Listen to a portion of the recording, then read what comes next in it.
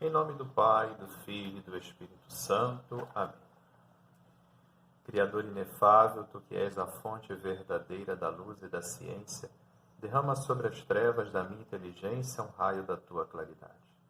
Dá-me inteligência para compreender, memória para reter, facilidade para aprender, sutileza para interpretar e graça abundante para falar. Meu Deus, semeia em mim a semente da Tua bondade, faz-me pobre sem ser miserável, humilde sem fingimento, alegre sem superficialidade, sincero sem hipocrisia, que faça o bem sem presunção, que corrija o próximo sem arrogância, que admita a sua correção sem soberba, que a minha palavra e a minha vida sejam coerentes.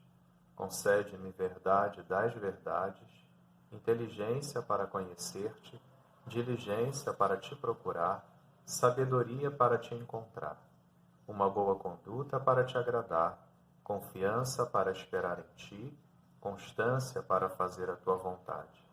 Orienta, meu Deus, a minha vida, concede-me saber o que tu me pedes e ajuda-me a realizá-lo para o meu próprio bem e o de todos os meus irmãos. Amém. Estamos estudando, então, a quarta parte do Catecismo da Igreja Católica, que fala sobre a oração. E nesse vídeo agora, nós vamos ver o tema sobre a confiança filial. Estamos ainda estudando o artigo do Catecismo que fala sobre o combate da oração. Já vimos as objeções à oração, vimos a humilde vigilância do coração, tanto perante as dificuldades da oração quanto perante as tentações. E agora vamos ver essa questão da oração, as objeções à oração, quer dizer, as dificuldades que podemos ter em rezar, sobre a questão da confiança filial.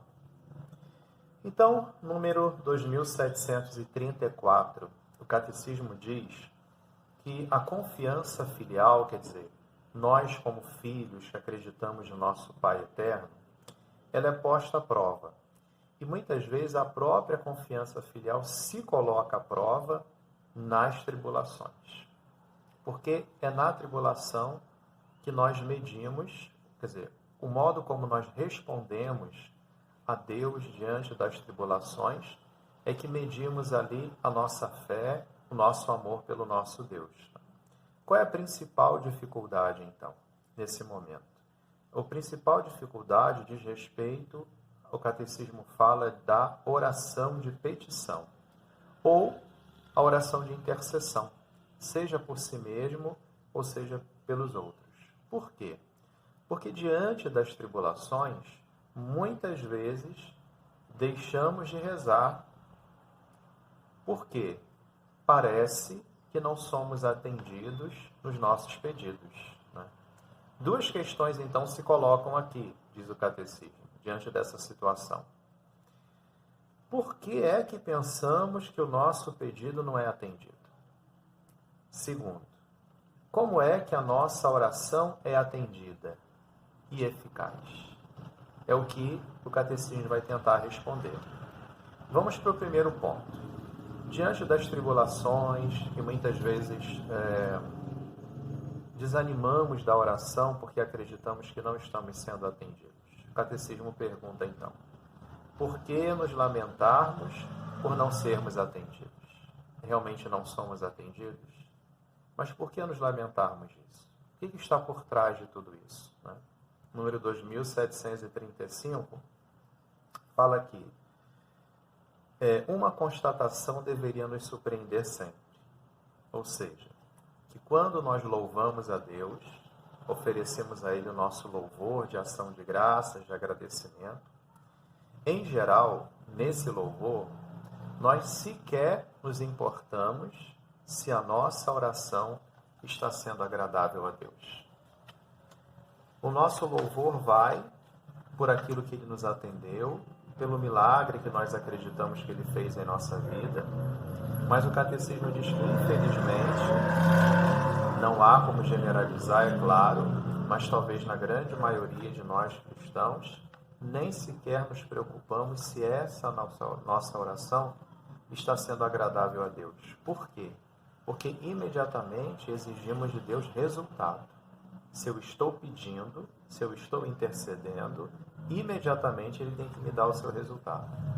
Agora, se acontece assim, aí nós temos que ser sinceros conosco, se realmente a nossa oração é desse jeito.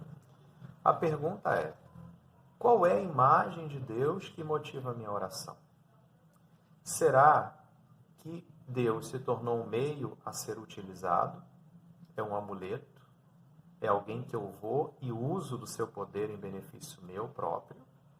Ou será que Deus é o Pai de nosso Senhor Jesus Cristo? O que motiva a nossa oração? Número 2736.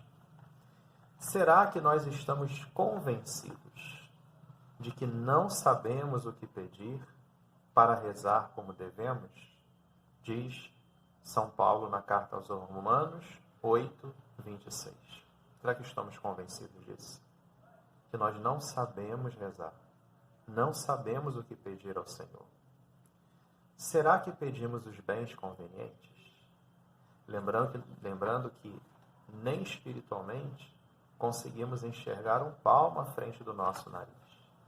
E mesmo que peçamos algo que nos parece ser bom, será que de fato ele é um bem conveniente?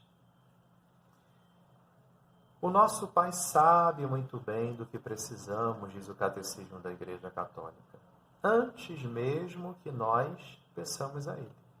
Porém, como Ele quer que nós exerçamos a nossa liberdade, porque é um dos dons maravilhosos que o Senhor nos concedeu, o dom de sermos livres, Ele deseja que nós expressemos humildemente o desejo do nosso coração, mesmo que Ele já saiba o que pediremos e o que precisamos. Mas para exercer essa nossa liberdade, de pedir ou de não pedir, de agradecer ou de não agradecer, Ele deseja que falemos com Ele, porque Ele quer que o sigamos livremente, como filhos obedientes, mas que o obedecem, o amam livremente e não por obrigação. Por isso, devemos aprender a rezar com o espírito de liberdade, o Espírito de Deus, que é o Espírito Santo que nos dá a liberdade. Para quê? Porque rezando nesse espírito de liberdade, nós vamos conhecer de verdade qual é o desejo de Deus. Não por medo, não porque Ele vai nos castigar, nada disso, mas porque o amamos, o obedecemos, e o amamos e obedecemos porque exercemos isso na liberdade. E é esse conhecimento da verdade na liberdade vai nos dar capacidade de descobrirmos qual é o seu desejo para a nossa vida. Número 2737. Tiago 4, de 2 a 3, diz assim: Não tendes, porque não pedis. Pedis e não recebeis, porque pedis mal. Pois o que pedis é para satisfazer as vossas paixões. Muitas vezes é assim. A nossa petição, o nosso clamor pode até ser por uma coisa boa e santa, mas muitas vezes é para satisfazer a nossa vontade, talvez até o nosso orgulho, o nosso desejo, mas não para glorificar a Deus. Se pedirmos com o coração dividido, adúltero, de Tiago 4,4, Deus pode atender-nos? Claro que não. Deus conhece o nosso coração melhor do que nós mesmos. Né? Não vai nos atender porque é para o nosso próprio bem, porque isso pode nos prejudicar, nos fazer homens e mulheres orgulhosos. Tiago 4,5: O Espírito que habita em nós ama-nos com ciúme. Será? O nosso Deus é ciumento de nós, mas não ciumento no modo destrutivo. É ciumento, é uma expressão, no sentido de que nos ama profundamente. E isso é sinal, diz o Catecismo, do seu amor. Entremos no desejo do seu Espírito e seremos atendidos. Seremos sempre atendidos por Deus? Com certeza, desde que rezemos iluminados pelo seu Espírito Santo. Evagrio Pontico diz assim: Não te aflijas, se não recebes logo de Deus o que lhe pedes. É que Ele quer beneficiar-te ainda mais, pela tua perseverança em permanecer com Ele na oração. E Santo Agostinho, ele quer que o nosso desejo se exercite na oração, dilatando-nos, de modo a termos capacidade para receber o que ele prepara para nos dar. Ave Maria, cheia de graça, o Senhor é convosco, bendita sois vós entre as mulheres, e bendito é o fruto do vosso ventre, Jesus. Santa Maria, Mãe de Deus, rogai por nós, pecadores, agora e na hora de nossa morte. Amém. Jesus manso e humilde de coração, fazei o nosso coração semelhante ao vosso. Fiquem na paz de Deus.